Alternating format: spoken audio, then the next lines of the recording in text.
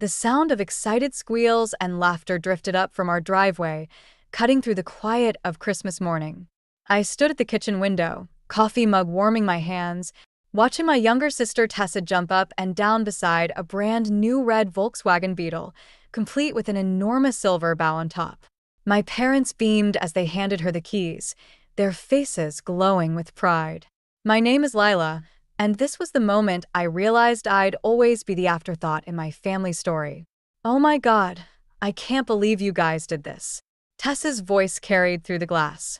She was already sitting in the driver's seat, running her hands over the steering wheel like it was made of gold. I glanced at the stack of scratch-off lottery tickets sitting on the counter, my modest Christmas gifts to everyone. They hadn't even bothered to open them yet. The tickets had been all I could afford after putting every spare penny into my culinary school applications, but trying to explain that to my family would have been pointless. They'd made their opinions about my hobby clear enough. "Lila." My mother's voice startled me. She was standing in the doorway, still wearing her coat. "Why aren't you outside with everyone? Come see your sister's car." I forced a smile. "Just finishing my coffee, Mom." She frowned, that familiar look of disappointment crossing her face. "You could try being happy for her, you know. This is a big moment." Right. "Because I'm the one who makes everything about myself."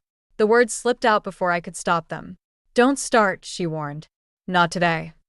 I bit my tongue and watched her head back outside.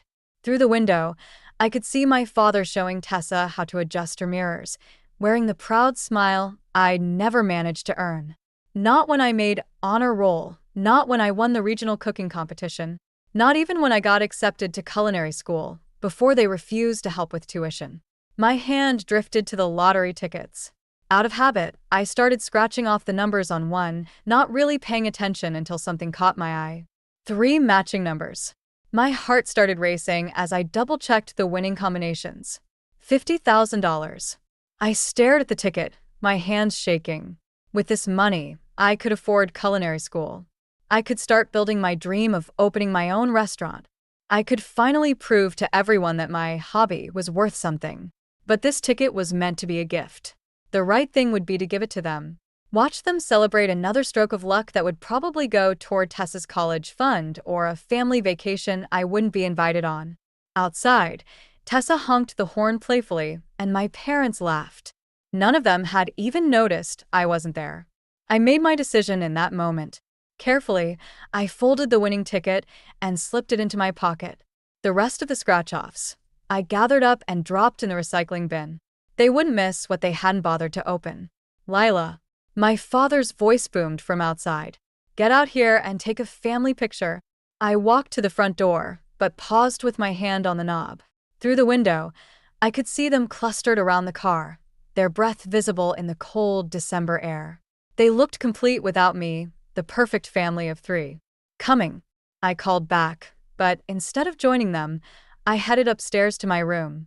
I had a laptop open to apartment listings within an hour, the winning ticket tucked safely in my wallet. Sometimes the best revenge isn't about getting even. It's about getting out. And thanks to their forgotten Christmas gift, I finally had my chance. The key felt heavy in my hand as I unlocked the door to my new apartment. It wasn't much, a studio above a Thai restaurant downtown, but it was mine. The smell of lemongrass and garlic wafted up through the floorboards, making my stomach growl despite everything. 3 weeks had passed since Christmas, and my phone was still lighting up with missed calls from home. I'd left a note explaining I needed space, but that hadn't stopped the barrage of texts from my mother, each one more guilt-laden than the last. "You're being selfish, Lila. Your sister needs you right now." I dropped my duffel bag on the bare mattress in the corner and started unpacking the few kitchen items I'd brought: my knife roll, a well-seasoned cast-iron pan, and the basic essentials. The winning lottery ticket was safely deposited, the money already allocated for culinary school tuition and this apartment's security deposit. A knock on my door made me freeze. Had they somehow found me? "Hello? New tenant." The voice was unfamiliar, heavily accented. "I'm Marco from downstairs." I opened the door to find a tall man in chef's whites, his salt and pepper hair tied back in a short ponytail. The name on his jacket read, "Executive Chef."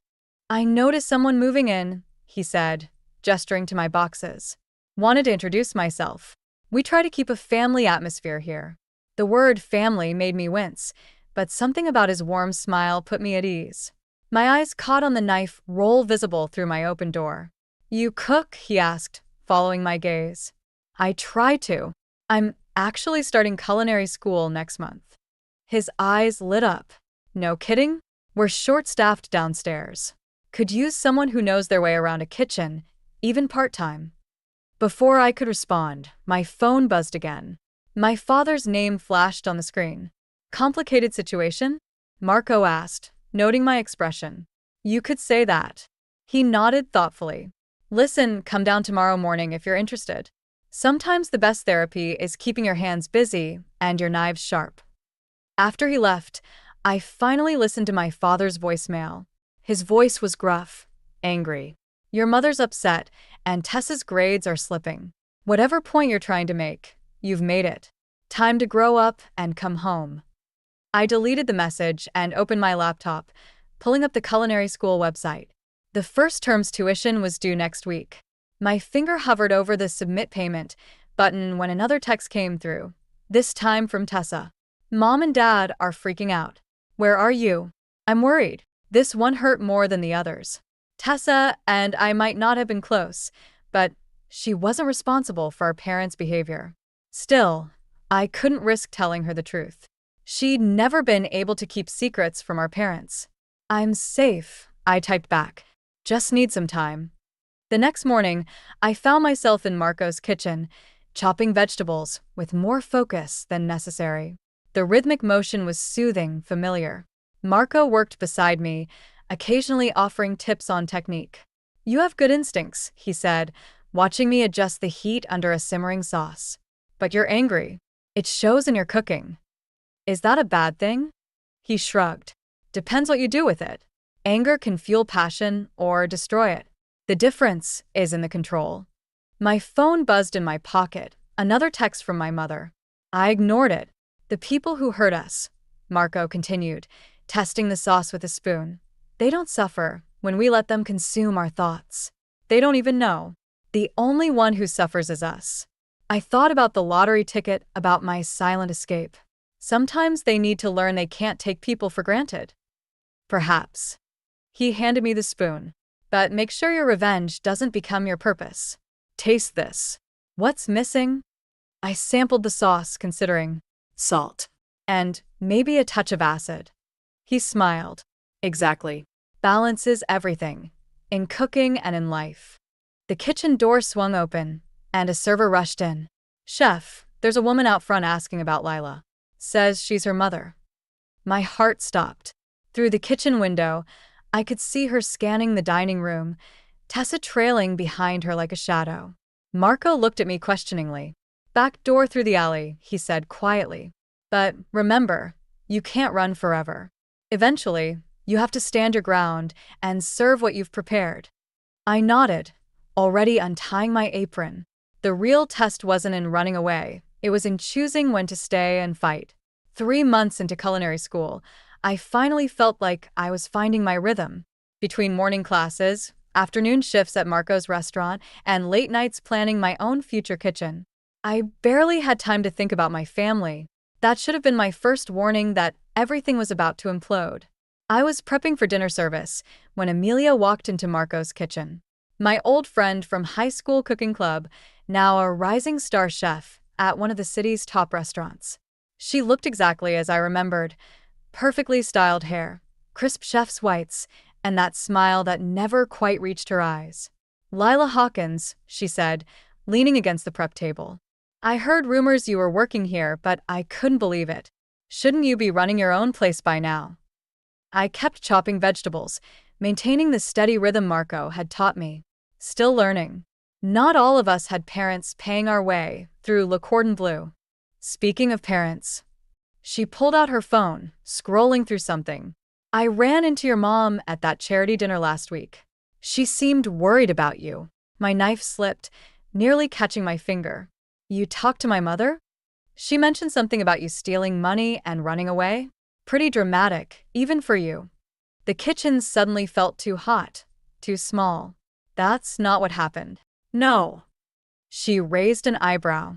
Because I also heard from some investors, I know that you've been shopping around a business plan for a restaurant. Interesting timing, considering. My hands were shaking now. What do you want, Amelia? Want? I'm just concerned about my old friend. Starting a restaurant takes more than just money, you know. It takes connections, reputation, stability. She emphasized the last word. Would be a shame if potential investors heard rumors about where your startup capital really came from. Before I could respond, Marco's voice boomed from the doorway. Everything okay in here? Amelia's smile turned syrupy sweet. Just catching up with an old friend. Actually, I came to talk business, Chef Marco. My restaurant is hosting a pop-up event next month, featuring promising new talent. We'd love to have Lila participate. Marco looked at me, but I couldn't meet his eyes. I'll let her think about it, he said firmly. Now, if you'll excuse us, we have service to prepare for. After Amelia left, I gripped the edge of the prep table, trying to steady myself. She's going to tell everyone, I whispered. The investors, my family. Tell them what?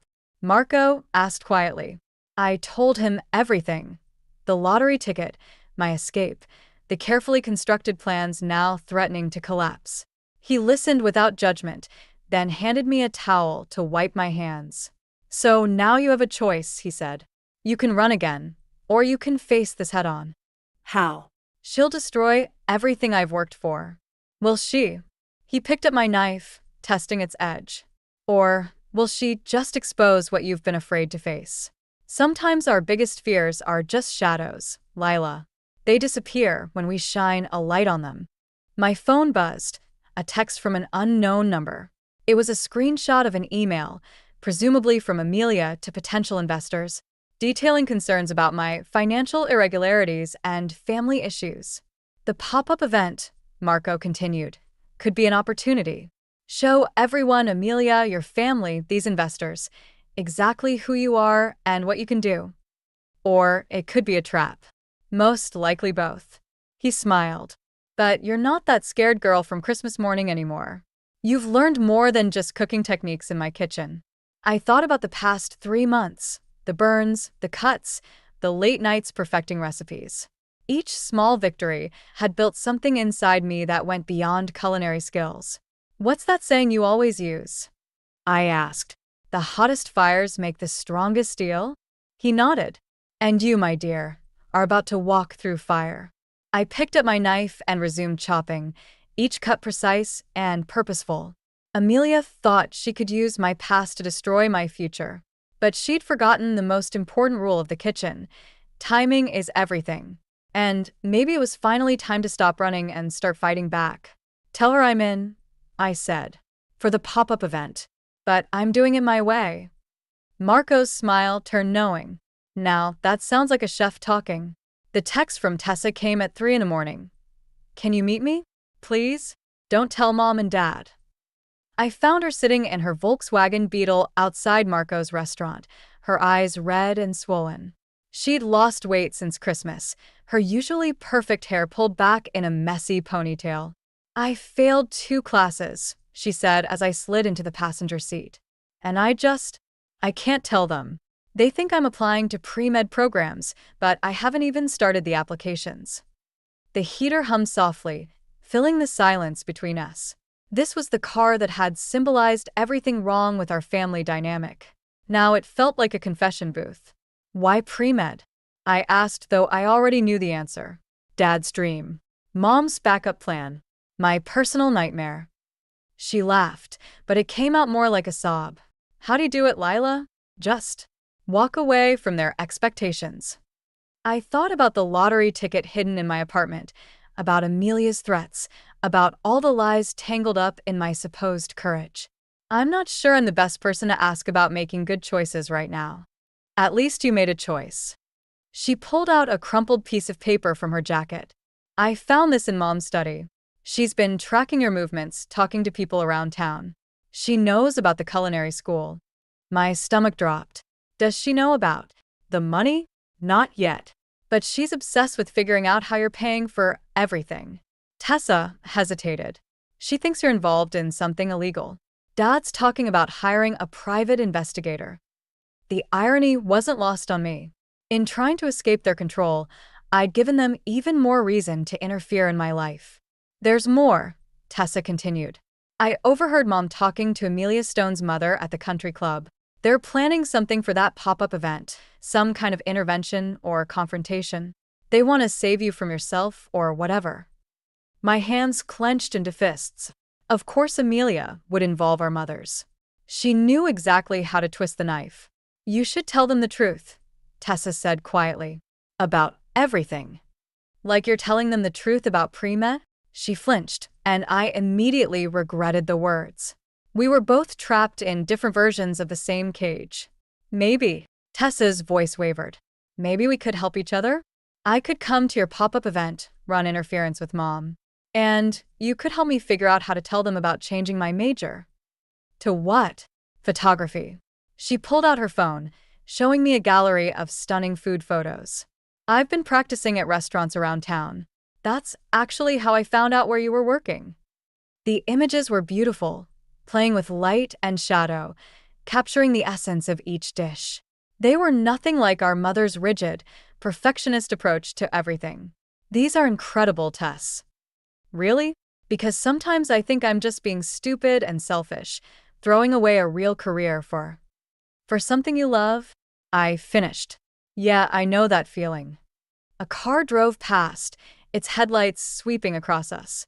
For a moment, I saw us as we really were, two sisters, both running from the same shadows, just in different directions. I have to be at the restaurant in 3 hours, I said. Want to come in? I could teach you some plating techniques, give you something interesting to photograph.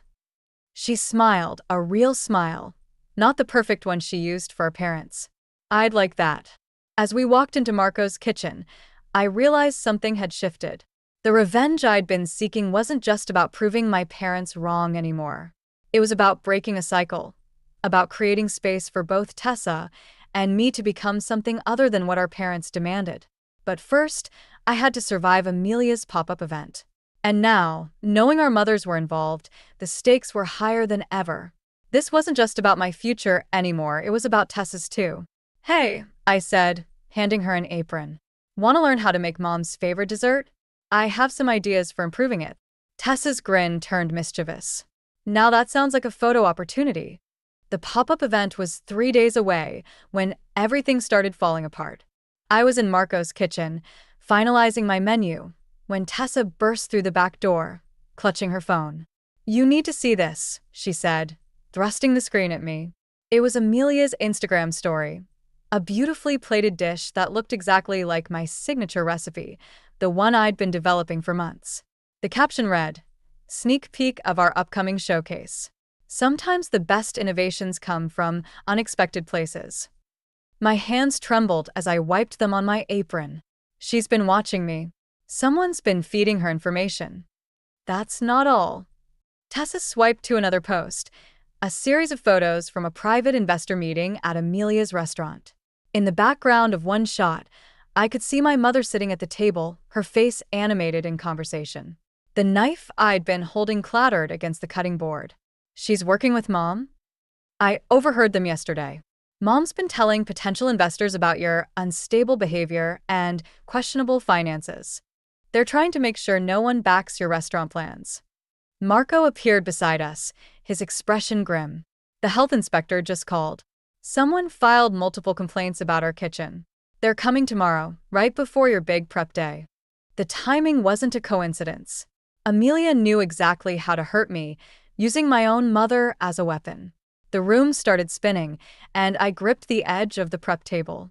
I can't do this, I whispered. Maybe they're right. Maybe I'm in over my head. No. Tessa's voice was firm. That's exactly what they want you to think. But look at this. She pulled up her camera roll, showing me photos she'd taken during our late-night cooking sessions. The images were stunning, capturing not just the food, but the passion and creativity behind each dish. This is who you are, Lila. Not their lies, not their manipulation. This. Marco picked up my fallen knife, testing its edge the way he always did when making a point. You know what separates a good chef from a great one? not talent, not even creativity. It's what they do when everything goes wrong. But she stole my recipe. So make a better one. He handed me the knife. Show them who you really are, not who they think you are. I looked at the knife in my hand, remembering all the nights I'd practiced until my cuts were perfect. All the burns and scars earned through determination rather than natural talent. Amelia might have stolen my recipe, but she couldn't steal my passion. Tessa, I said slowly, how good are you at social media marketing? She grinned. Better than Amelia, that's for sure. Good. Because I have an idea. I turned to Marco. Remember that fusion dish we talked about? The one that combines Mom's traditional family recipe with modern techniques. He nodded, a smile spreading across his face. The one that's too risky? Too controversial. Exactly. Amelia wants to play it safe, stick to stolen classics. Let's give them something they can't copy, something that tells our whole story on a plate. I spent the next hours recreating my mother's signature dish, but with each element transformed. The familiar comfort food of my childhood twisted into something new, something that spoke of both tradition and rebellion. Tessa documented every step, her camera capturing the evolution from old to new. When the final plate was ready, even Marco looked impressed. This isn't just food, he said. This is your declaration of independence. Tessa posted the photos with a simple caption. Some recipes are passed down. Others are transformed. Coming soon to at Amelia Stone's showcase event. Within hours, the post went viral in the local food community. Amelia called twice, then texted, "You're making a mistake. Back down now, or everything comes out about the money, about your family, everything." I showed the text to Tessa and Marco, my hands steady for the first time all day. "Let it come out," I said. "I'm done hiding." Marco nodded approvingly. "Now you're cooking with fire." "Just promise me one thing," Tessa said, lowering her camera. "When you face them, all of them, let me be there. Someone needs to document what happens when the golden child and the black sheep finally stand together." The pop-up event was no longer just about revenge or proving myself. It was about breaking free from all the recipes others had written for my life and finally creating my own. The night of the pop-up event arrived with the subtlety of a kitchen fire. I stood in Amelia's prep kitchen, surrounded by other young chefs, all of us competing for the attention of potential investors. My station had been accidentally placed next to a drafty service door, my burners mysteriously running cold. "Equipment issues?" Amelia's voice dripped with false concern as she passed by. "Such a shame. But then, working with subpar tools builds character, doesn't it?" I kept my eyes on my prep work, trying to ignore how she'd positioned my mother at a prominent table directly in my line of sight. Evelyn Hawkins sat there like a queen at court, wearing her judgmental expression like a crown. 10 minutes to first service, someone called out. My hands shook as I reached for my sauce, only to find the container empty. I'd filled it just minutes ago, had turned my back for only a moment. Looking for something? Amelia held up a familiar container. "Oh, this? Found it by the sink. Looked spoiled, so I tossed it. Health and safety, you know? 3 months of work, gone in an instant." I gripped my knife so hard my knuckles turned white, remembering Marco's words about control under pressure. But this wasn't just pressure. This was calculated destruction. "Lila." Tessa appeared at my station, camera in hand. "Mom's talking to the investors. She's showing them something on her phone." My stomach dropped. Through the service window, I could see my mother gesturing animatedly, the investors' faces growing serious as they looked in my direction. One of them stood up, shaking his head, and walked out. "It's the lottery ticket," Tessa whispered. "They know." The room started spinning. Everything I'd built, every careful step toward independence, was crumbling. Without investors, without my signature sauce, without Chef Hawkins. A voice cut through my panic. "Health Department. We need to discuss some concerning allegations about your food handling practices." Of course. The final nail in the coffin. I looked around the kitchen, at Amelia's triumphant smile, at my mother's satisfied expression, at the other chefs pointedly avoiding eye contact. This was what total defeat felt like. I'm done, I said quietly, untying my apron. They win. No. Tessa grabbed my arm. Remember what you told me about Mom's recipe? About making it your own? So your sauce is gone. Make something better. Something they can't steal or destroy. With what? I have nothing left. You have me. She pulled out her phone, showing me the photos she'd taken of our late-night cooking sessions. And you have this. The last photo stopped me short. It was me in Marco's kitchen, laughing as I experimented with a failed dish that had accidentally turned into something amazing. Something entirely new. Sometimes the best dishes come from disasters. Marco had said that night. I looked at my nearly empty station, at the basic ingredients that remained, at my sister's determined face, at my mother, who was now walking toward us with that familiar expression of disappointment. Lila, she started. This has gone far enough. It's time to. You're right. I cut her off, reaching for my knife. It has gone far enough. Tessa, start filming. What are you doing? Amelia demanded as I began rapidly chopping the few ingredients I had left. I'm cooking, I said, my knife moving with purpose. But not your way, or Mom's way, or anyone else's way. My way. I had 20 minutes until service. No sauce, no investors, no support except for my sister's camera and my own shaking hands. Everything I'd planned was in ruins, but maybe that was the point. Maybe I needed to lose everything I thought. I wanted to find what I actually needed. Last call for plating, someone announced. I looked at my creation. Simple, honest, born from desperation and defiance. It wasn't perfect. It wasn't even what I'd planned, but it was authentically mine. Ready? Tessa asked, her camera focused on my hands. I nodded, picking up the first plate. Through the service window, I could see the remaining investors waiting, my mother among them.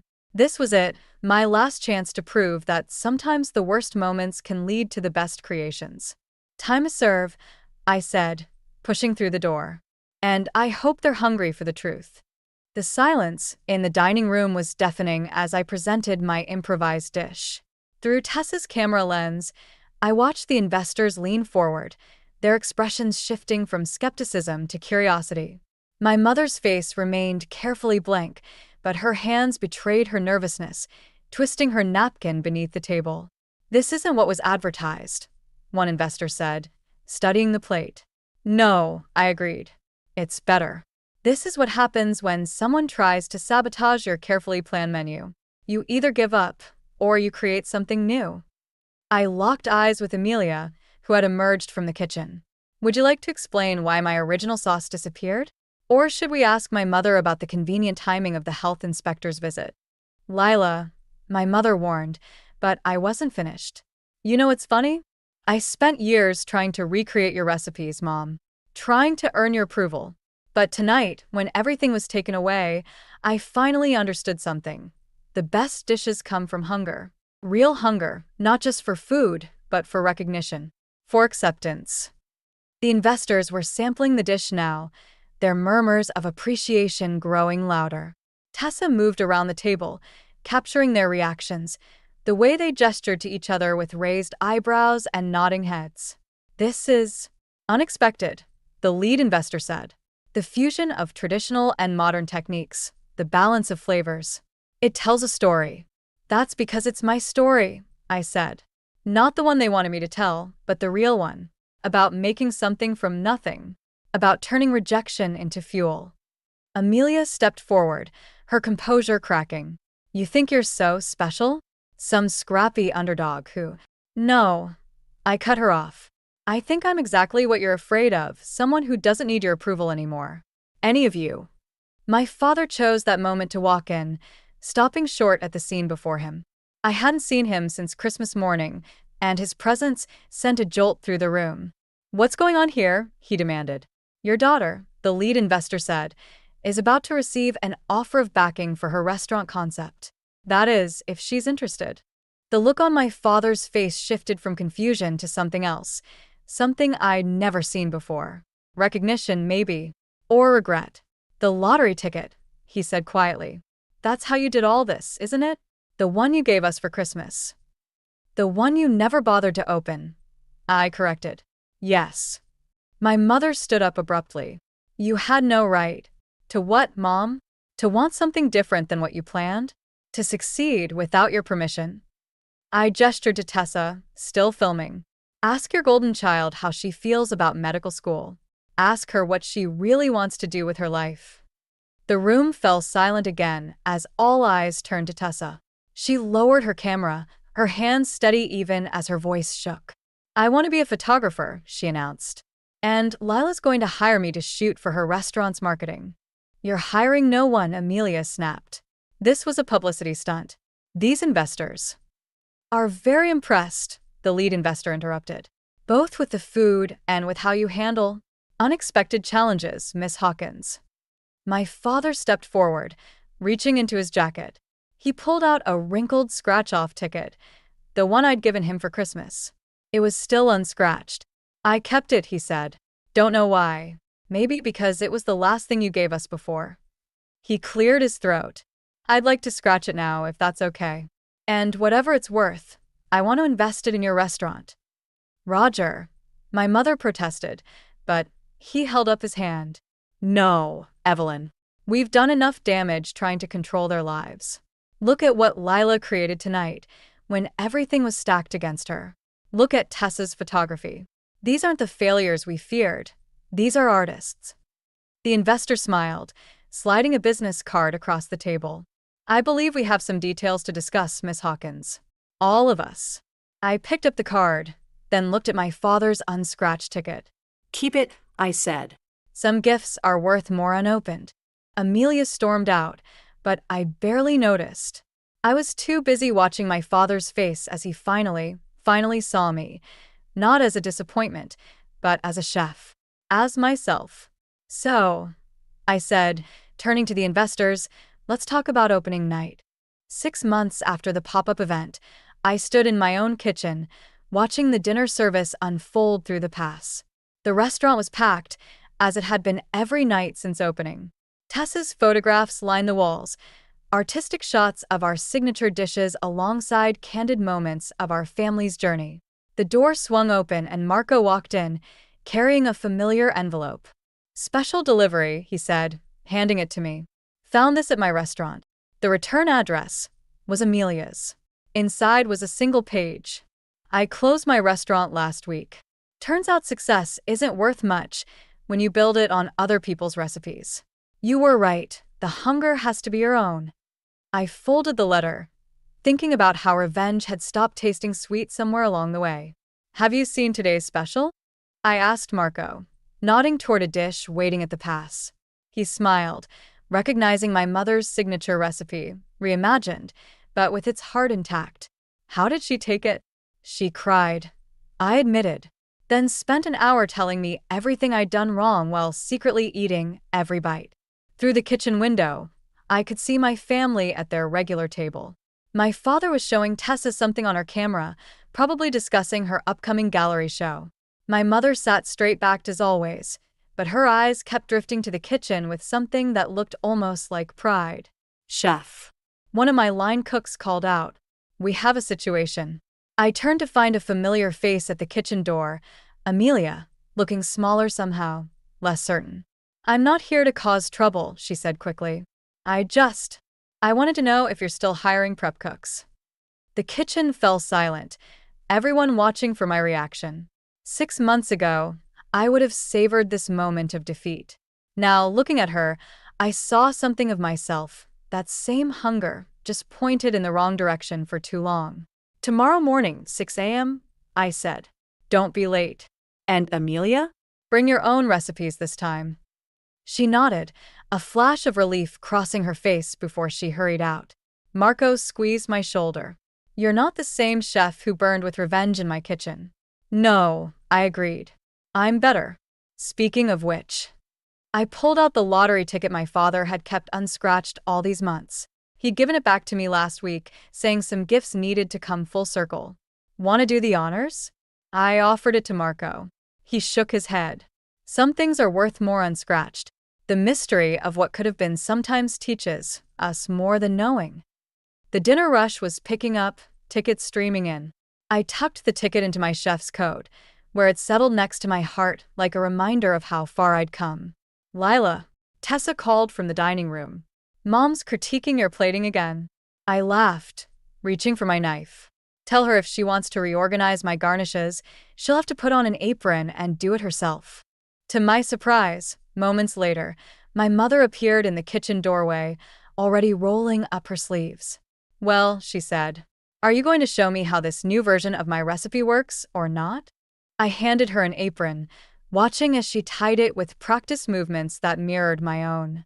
Some wounds heal slowly, I realized, but they do heal, especially when seasoned with time and truth and just a pinch of forgiveness. Okay, Mom, I said, making space in my station. Let me show you how hunger makes everything taste better. The kitchen hummed around us, a symphony of sizzling pans and clicking plates and calling tickets. My restaurant, my rules, my family, both the one I was born into and the one I'd built. Not perfect, but perfectly mine. And somewhere in my chef's coat, an unscratched ticket reminded me that sometimes the best revenge isn't serving a cold dish, it's inviting your enemies to a warm table and teaching them how to cook for themselves.